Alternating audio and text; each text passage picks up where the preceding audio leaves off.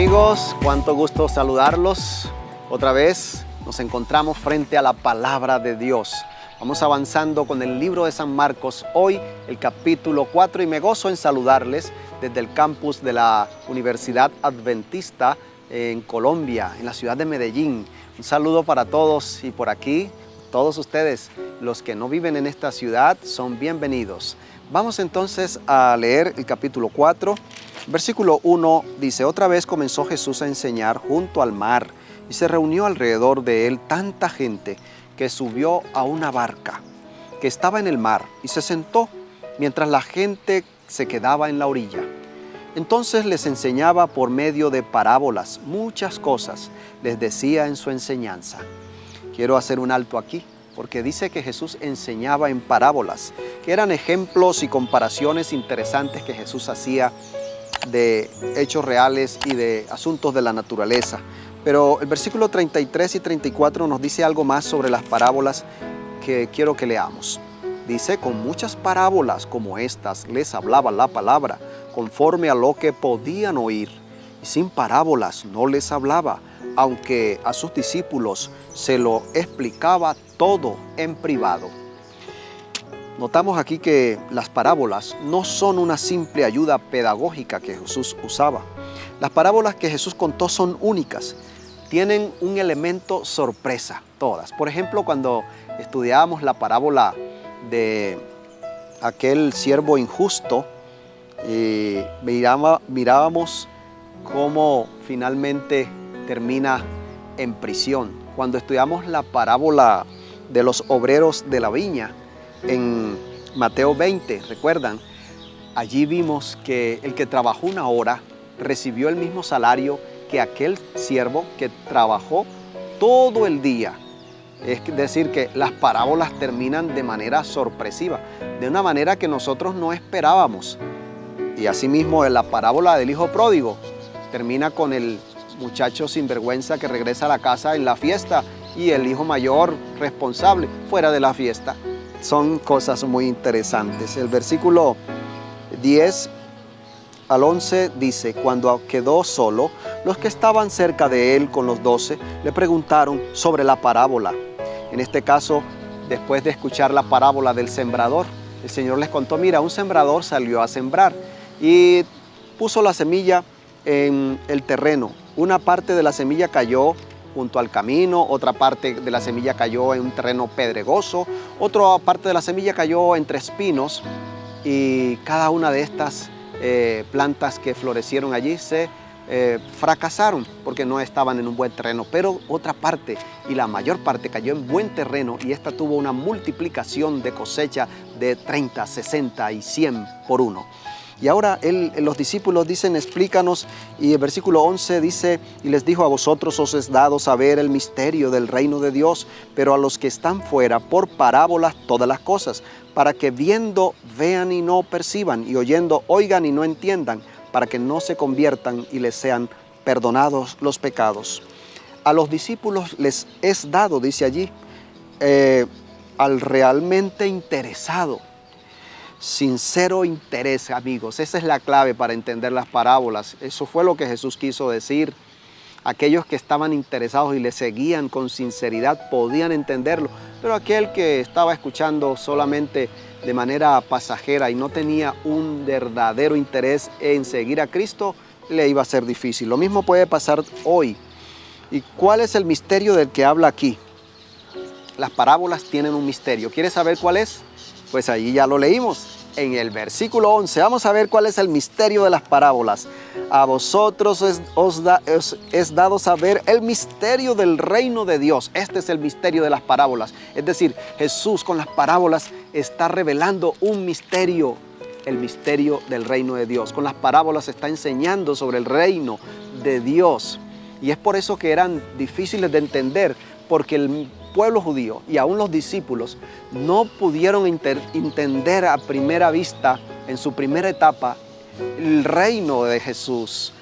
Ellos pensaban en un reino terrenal y Jesús estaba hablándoles de un reino celestial, del reino de Dios, con una misión especial, y por eso no entendían. Y de las parábolas hablan es de este reino de Dios. Él vino para instalar un reino opuesto al que las multitudes deseaban. Y versículo 9 dice, entonces añadió, el que tiene oídos para oír, oiga. Porque solo aquel que tiene oídos para oír sabe quién es Jesús y para qué vino Jesús. Te pregunto, ¿tienes tus oídos prestos para escuchar el mensaje de Jesús? Si lo haces de corazón, lo vas a entender todo. Versículo 26 al 29 dice, parábola del crecimiento de la semilla. Decía además, así el reino de Dios es como cuando un hombre echa semilla en la tierra. Duerma y vele, de noche y de día, la semilla brota y crece sin que él sepa cómo, porque de por sí lleva fruto la tierra, primero hierba, luego espiga, después grano lleno en la espiga. Y cuando el fruto está maduro, enseguida se mete la hoz, porque la siega ha llegado. Esa es la bendición. Y aquí, como ya vimos, que las parábolas hablan del reino de Dios, entonces Dios está haciendo algo nuevo hoy.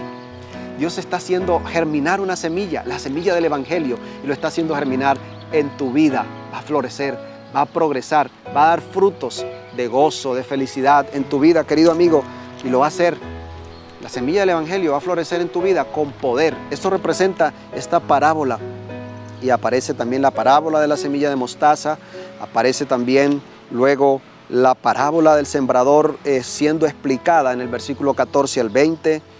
Y quiero hablar un poco más sobre la parábola del sembrador, porque en aquella época el sembrador tiraba la semilla.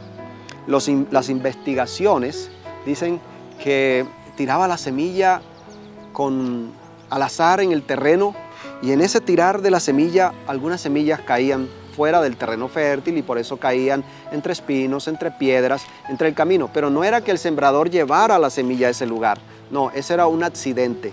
La más grande cantidad de semillas quedaba en el terreno que el sembrador tenía para cosechar. Una cosecha en aquella época, una cosecha muy buena, podía rendir entre 7 a 10 veces por grano. Eso era muy bueno. Pero aquí, queridos amigos, vemos que habla el Señor de una semilla que aumenta 30, 60 y 100 veces más sobre la inversión. Esto ya es un dato para aquella época realmente sobrenatural, milagroso. Pero ¿de qué semilla está hablando el Señor? De la semilla poderosa del Evangelio, que rinde mucho más que la semilla física de un terreno. 30, 60 y 100 veces más. Es un poder grande, la del reino de Dios. Tenemos que entender que el reino de Dios es irresistible e imparable, queridos amigos. Y eso ha pasado porque tú y yo por eso estamos cautivados por el reino de Dios. Vayamos al versículo 36, ahora al 39, donde dice, una vez despedida la multitud, se lo llevaron tal como estaba en la barca. También había otras barcas, pero se levantó una gran tempestad de viento que echaba las olas en la barca, de tal manera que ya se anegaba. Él estaba en la popa durmiendo sobre un cabezal.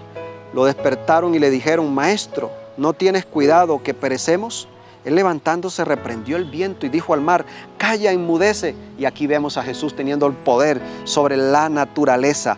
Y en medio de este terror, de este pánico, Jesús está reposando en calma, está durmiendo, mientras los discípulos están en agonía y no comprenden por qué Jesús está tan tranquilo mientras nosotros estamos acá que nos ahogamos. ¿No te importa? Quizás en este momento quiero hacer una aplicación. Puedas estar pasando por una situación de tempestad. Sientes que tu vida se hunde, sientes que te ahogas, estás en agonía, estás en situación difícil en tu vida hoy y quizás pienses que al Señor no le importa. Pues déjame decirte que allí estaba Jesús en la barca y se despertó y Él dio la orden y les dijo, ¿por qué estáis así amedrentados? ¿Cómo no tenéis fe? Amigo y amiga, ¿cómo no tenéis fe? Entonces sintieron un gran temor y se decían el uno al otro, ¿quién es este que aún el viento y el mar le obedecen? Asimismo hoy, amigo y amiga, ten fe, coloca tu carga, coloca tu problema, tu angustia, tu agonía en las manos de Dios. Cristo Jesús, en las manos de Jesús, ese mismo Jesús que calmó la tempestad en aquel día con los discípulos, también va a calmar la tempestad de tu vida hoy. Y Él va a darte lo que tú necesitas. Él te va a bendecir porque a Jesús le importas y le importas mucho. Y así que te invito para que debajo de este video le escribas a alguien, a un amigo, a una amiga, y dile, mira, a Jesús le importas. Quiero que tomes este video, compartas este video, este link con tus contactos y le digas a tu amigo, a tus contactos, mira, quiero darte un mensaje, y es que a Jesús le importas mucho. A Él le interesa ayudarte en tus necesidades. Como dice Salmo 121, versículo 3 y 4, no dará tu pie al resbaladero, ni se dormirá el que te guarda. No se dormirá el que te guarda, a ti y a mí. Amigos y amigas, llegamos al final. Por eso te invito para que le des like allí en la manito, para que recomendemos este video, para que otras personas lo vean. Suscríbete si no lo has hecho y luego activa la campanita para que te lleguen las notificaciones. Y sigamos juntos estudiando la Biblia cada día. Te invito para que inclines tu cabeza y oremos. Señor, gracias te damos por tu palabra. Gracias porque a través de ella nos enseñas, nos animas, nos aclaras el camino. Te pido bendigas a cada uno de los que me escuchan. Hay personas en este momento que están pasando por una tempestad, pero tú estás ahí, Señor, y no se dormirá el que nos guarda.